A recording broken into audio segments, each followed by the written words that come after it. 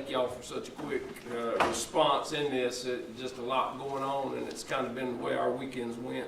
All weekends been very fast. This whole thing did, but if y'all are ready, we're ready to go. Yes, sir. Sound good and everything? Perfect. Okay.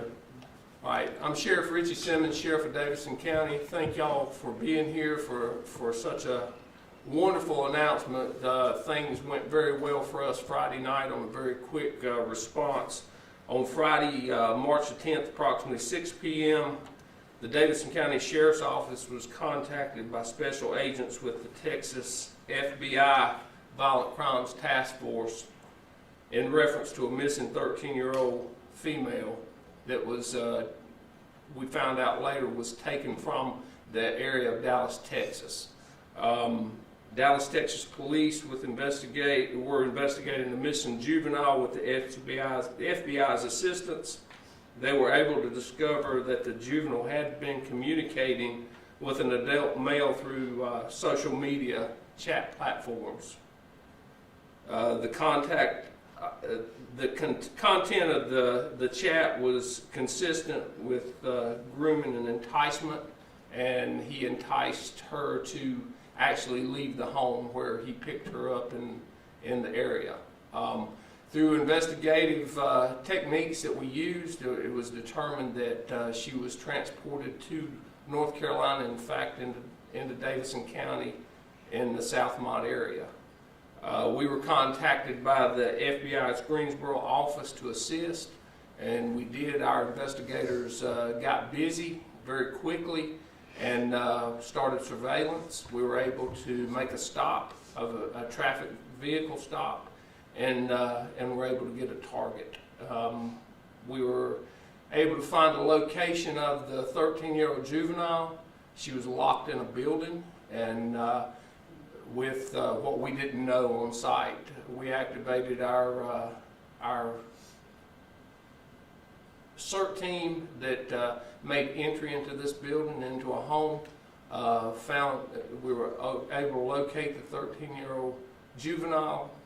We were able to transport her to local facilities where she was treated, and since then she's been taken back out to Dallas, Texas. With me today, I have Detective Jonathan Todd, Sergeant of Detectives David Blake, Detective Dakota Dennis, Special Agent Spainhour with the FBI Greensboro office. I have my captain of detectives, Stephanie Murphy. Have the lead detective in this is Caleb Forrest, and my sergeant over our ICAC division is Sergeant Hurd. The charges that's going to be that were filed, and first of all, the name of the suspect we arrested was Jorge Camacho, date of birth 6/26 of 1988. He is in custody here in Davidson County in lieu of $1,250,000 bond. Charges are child abduction felony, felonious restraint of a child felony, human trafficking felony, 2 counts of statutory rape of a child under 15, 2 counts felonies, 2 counts of statutory sexual offense with child under 15 felonies, indecent liberties with a child. Again, he's being held at the Davidson County Jail. His first appearance is today at 2 p.m. It kind of is a resemblance. We had a case back in 2021 with a 14-year-old juvenile out of Denton, if you recall. This was and she was taken to a place out in Arkansas. We kind of got the reverse of this case, and we were the ones to be able to locate. So it kind of reflects on this. Messages we're wanting to send out from the Davidson County Sheriff's Office is how dangerous these platforms, these chat platforms are. And as parents, they've got to wise up and see that the dangers to these kids, it just continues to go on. Our case load for these type of cases since the 2021 case have just skyrocketed. I've actually asked for 12 more positions with the sheriff's office to enable us to have enough investigators to fight for these cases. And I've got it before my commissioners for our budget this term. So it's something that we really need, and we're taxed to the max and can't go any further. So it's things that we've got to get. We've got to get a hold on this, but we've also got to get the help of adults, of the parents, of the guardians of these kids. These phones, there's no reason to have a computer in the kids, when they go off. That's how these things happen, is not being supervised, and these kids are very sharp with these computers in their rooms. So our message is going to be, please help us out. I'm very thankful. I thank God that we were able to find this young girl. It may not be that case forever, and what these children must go through. They don't think who they're talking to. This is still under investigation, or I'd give you more details about it. But this is just the iceberg, the tip of the iceberg, we feel, so we're still investigating this as well. Questions of what I can answer. It's very little I can answer, but we'll try. Did you say that she was found in an outbuilding on the property? Did I hear that correctly, or did you find her in that? That's correct. She was found. Yeah. You wanna, Detective Caleb Forrest. Yeah, yes, sir. To answer your question, she was found locked from the outside into an outbuilding on the curtilage of the property. Thank you. And is there any, like you talked about how important it is for parents, is there any education in the Davidson County schools as far as like trying to combat this situation so that parents and kids are more aware of these websites and trying to educate our kids about staying away and parents staying away from certain websites and chats? And that's a great question. Yes, we do. We do a DARE program in the 5th grade, but it doesn't really cover that. It's just a DARE to keep our kids off of drugs and bullying and stuff like this. But I came up with a program when I come into office. It's called TAME, Teenage Alcohol Marijuana Education. And as we developed this program, I put a patent on it, not to charge or anything, but we don't want the program changed. But we met with our school administrators, we met with parents, we met with kids. As we developed this program, and COVID kind of kicked us in the gut with that, it stopped us because we weren't able to do it because they didn't have school. But we started it right before COVID. We're finishing our full 2nd year with this program. But as we develop these, the classes, and we do it over a 7-month program, it's not just a one-time thing, but we go to every middle school and we break it down into small groups. But one of the classes that we put together, or part of this program, one of the 7 sessions, is social media. And I have our DA's office, and I have one of our judges that actually helps teach this program for us that comes into our schools. But this program is really, we're finishing our 2nd year, and we're starting to see other agencies want this program, asking for it. So and of course we're giving it to them. We've got an opioid settlement coming through, and we're trying to get the AG's office, Josh Stein's office, to release some of this money to help us teach these classes, to teach on the dangers of drugs. But there's so many dangers out here for our kids. It's not just the drugs, it's the social media, it's the things. It doesn't matter how they get harmed, taken, killed, or die. If it's affecting our kids, we need to get busy on this and do something about it. And we are here in Davidson County. Great question. I know you can't say much, but it seemed very quick from the time that you received information from Texas to the time you were able to make an arrest. Is there anything you can say about just how quickly you guys were able to locate this suspect and make an arrest? Special Agent Spanar and I were talking about this just before you came. It's unfortunate, but we're getting pretty old hat at this stuff. We're on speed dial with them, and they are with us. And that's the way we like it. We all work together so well, but we've had to do this so many times. It's crazy. That's why we're pleading with these parents. But yes, I couldn't commend.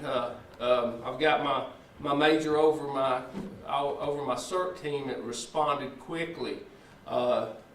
Detective Jonathan Todd was doing surveillance within minutes of getting the call. We responded. We come together quick. We've got a good team here at Davidson County. I'm very proud of this sheriff's office. I couldn't be prouder of my men and women that work here.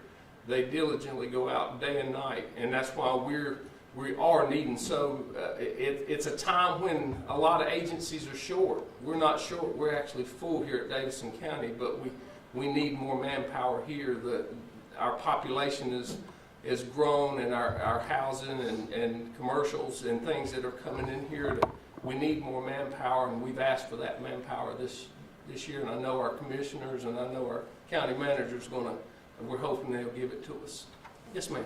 You were just talking about how, I mean, it was so quick that you found the teen, and this is a positive outcome, and it could have been a lot worse. But I'm sure the sheriff's office has like conflicting emotions, because whenever you hear about cases like this, it's got to be really frustrating. It is, and and it brings back so quickly. I mean, we really just scabbed over our case, and after that, there were 8 more cases after the one in Denton. This is becoming a major problem, and this is how kids are sold into human trafficking. They're not being able to be kids, and how a 13-year-old would think it was a good idea to leave the home. What are we teaching our kids in our homes? It scares me. And it scares me even more so that we have to have classes to teach our kids to be careful with social media. If it doesn't stop at home, it comes to the schools, and the teachers have that responsibility. And if it doesn't stop there, it comes to us, unfortunately. And that's it's a crying shame. We need to get serious as adults and as parents and as guardians to these kids. We're doing our part. I'm pleading with you to do your part. I think you've been at. Yeah. Was there a specific thing that gave away the suspect that maybe you got from the FBI, some information? Was it a license plate? We're still going to put that under the investigative part of it. It's probably something we just don't want to answer at this time. Not at this time. Yes, ma'am. How long had we been communicating with the 13-year-old, and what was the nature of that conversation? Again, this is going to be more things that there's going to be more charges pending, and we don't want to hurt Dallas's case. We don't want to hurt the FBI if it goes in federal. So we got him. He's stopped now. We just don't want to release too much right yet. Yes, ma'am. And I'm not sure if you can say this, but is he a resident in Davidson County or from Texas, or I know it's found in Southmont? He's a resident. He was holding residence at this place where we located. Okay. Yes, ma'am. On a federal level, can we have you kind of talk to us about, the severity of these cases and maybe, the magnitude and how many you've been seeing and... As the sheriff indicated, I'm Supervisor Senior Resident Agent Philip Spainhour. I'm the supervisor for the Greensboro FBI office as part of the Charlotte Field office for here in North Carolina. Again, I can't speak to the investigation, as the sheriff has alluded to. It's ongoing. It involves multiple agencies on a local, state, and federal level in multiple jurisdictions. I just want to say that I do appreciate greatly the partnership we have with the Davidson County Sheriff's Office. As the sheriff alluded to, unfortunately, we've had to work on these types of cases together many times now. But that relationship and partnership that we have with the Sheriff's Office was key to how quickly we were able to react to the information that was passed on to the FBI late Friday night that we shared with the Davidson County Sheriff's Office. They reacted to it immediately, and obviously, as the sheriff indicated, we had a very successful outcome where we were able to recover the juvenile successfully and safely, as well as apprehend the suspect. Any other questions? Yes, ma'am. Do we know if the suspect had a history of being a child predator or any other sex charges? I don't think we're going to release that right now. Yeah, let's hold off on that. Thank you. Yes, sir. Do we have the location of where she was found? Yes.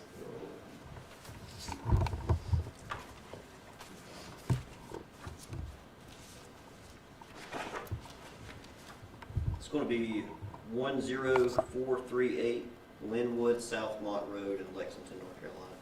Got it. And it was outside of the home. It was on the curtilage of the property. It was on the curtilage in the outbuilding. It's where we located her in a lock. She was locked in that building. and couldn't get out. Can you spell his last name? Yes, Camacho. Camacho. And the first name while you're at it, sorry. Jarge. Date of birth, Jorge Camacho. Date of birth is 6/26/1988. And I know that the warrant said that she was picked up from her car. We wanted to find out, was she flown here, or did the suspect go to Texas and pick him up? So without going into great detail, there was some camera activity that we were able to locate his vehicle in the general area of where she was located and then brought back here. I know that's vague, but I don't want to go into great detail where that's concerned. And do we know when you guys received the tip or got the tip? So we got the tip from the FBI this past Friday night at around 6 p.m. And within 10 minutes, our guys had eyes on that residence surveillance. Everything moved fairly quickly after that. Okay, all right. Again, I thank you very much for your response. You guys help us get the message out, and hopefully the message will be to stop our kids from being taken. That's what we want to do. That's the bottom line of what we want. We want this to be the last time we ever do anything like this. Yes, sir. Thank y'all so much.